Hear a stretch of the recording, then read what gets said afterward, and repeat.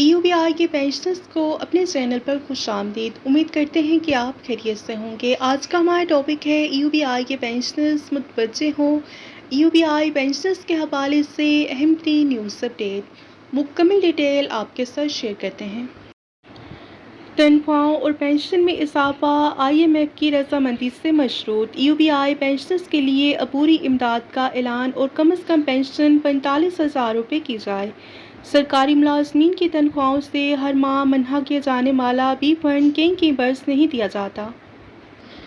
پاکستان کے وفاقی وزیر خزانہ کا یہ بیان کہ سرکاری ملازمین کی تنخواہوں اور پینشن میں اضافے کے لیے IMF کو قائل کرنا پڑے گا، صرف ایک معاشی بیان نہیں بلکہ قومی خود مختاری پر ایک تلخ سوالیہ نشان ہے، اور یہ الفاظ کروڑوں پاکستانیوں کے دل پر اس لیے بھی بجلی بن کر گرے ہیں کیونکہ ان میں ایک غالمانہ بے بسی جھلکتی ہے۔ گویا اس ملک کے محنت کشوں کی قسمت، ان کے بچوں کی بھوک، ان کی ادویات اور ان کے مستقبل کا فیصلہ اب اسلام آباد میں نہیں بلکہ عالمی مالیاتی اداروں کے دفاتر میں ہوتا ہے، اور یہ المیہ صرف معاشی نہیں بلکہ اخلاقی اور سماجی بھی ہے، اور ایک طرف مہنگائی کا طوفان ہے جس نے عام آدمی کی زندگی کو اجیرن بنا دیا ہے، اور دوسری طرف حکومت چند فیصد اضافے کو بھی عوام پر احسان بنا کر پیش کری ہے۔ EUBI پینشنرز کو ماہانہ گزارا انشورنس 11,500 روپے ملتا ہے، جسے اونٹ کے منہ میں زیرے کے مترادف بھی نہیں کہا جا سکتا۔ اس لیے EUBI پینشنرز کے لیے وفاقی بجٹ میں عبوری امداد کا اعلان کیا جائے۔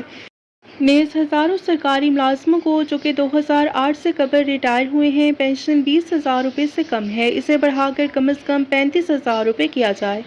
نیز سرکاری ملازمین کی تنخواہوں سے ہر ماہ منہا کیا جانے والا بینوولنٹ فنڈ، دوران ڈیوٹی انتقال کر جانے والے سرکاری ملازمین کی بیواؤں اور دوران ملازمت معذور ہو جانے والے ملازمین کو 2 برس تک ادا نہیں کیا جاتا۔ حالانکہ یہ ماہانہ وظیفہ محض 2,000 روپے ہے، اس لیے آئندہ بجٹ میں وافر فنڈ رکھ کر تمام واجبات کلیئر کیے جائیں۔ سرکاری ملازمین کی تنخواہوں میں اطلاعات کے مطابق صرف 7% اور پینشن میں 5% اضافے کی تجویز زیر غور ہے۔ سوال یہ ہے کہ کیا موجودہ حالات میں یہ اضافہ کسی انسان کے زخموں پر نمک پاشی کے مترادف نہیں؟ بازار میں اشیائے خورد و نوش کی قیمتیں آسمانوں سے باتیں کر رہی ہیں، بجلی اور گیس کے بل متوسط طبقے کے لیے عذاب بن چکے ہیں، اور ادویات عام آدمی کی پہنچ سے باہر ہو چکی ہیں۔ بچوں کی فیسیں، گھروں کے کرائے، روزمرہ ضروریات نے سفید پوش طبقے کی کمر توڑ دی ہے۔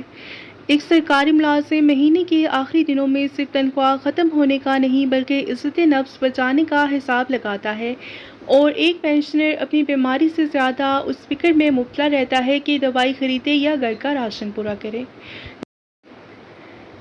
لیکن اس ساری صورتحال میں سب سے زیادہ تکلیف دہ پہلو حکومت کا دورہ معیار ہے۔ جب اشرافیہ کی مراعات بڑھانی ہو، وزیروں اور اعلیٰ افسران کے پروٹوکول میں اضافہ کرنا ہو، نئی گاڑیاں خریدنی ہوں یا بیرونی دوروں پر قومی خزانہ خرچ کرنا ہو تو کسی IMF کی اجازت درکار نہیں ہوتی۔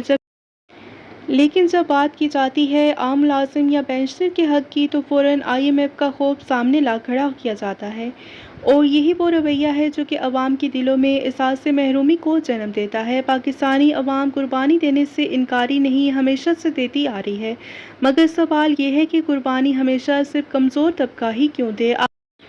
آخر کب تک مزدور، کلرک، استاد، نرس، پولیس اہلکار، ریٹائر بزرگ اپنی بنیادی ضروریات قربان کرتے رہیں گے، جبکہ اقتدار کے ایوانوں میں بیٹھے لوگ عیش و عشرت کی نئی داستانیں رقم کرتے رہیں گے؟ حکومت کو یہ سمجھنا ہوگا کہ عوام اب صرف معاشی اعداد و شمار نہیں سنتے، وہ اپنے خالی برتن بھی دیکھتے ہیں۔ انہیں GDP کی شرح سے زیادہ اپنے بچوں کی بھوک دکھائی دیتی ہے۔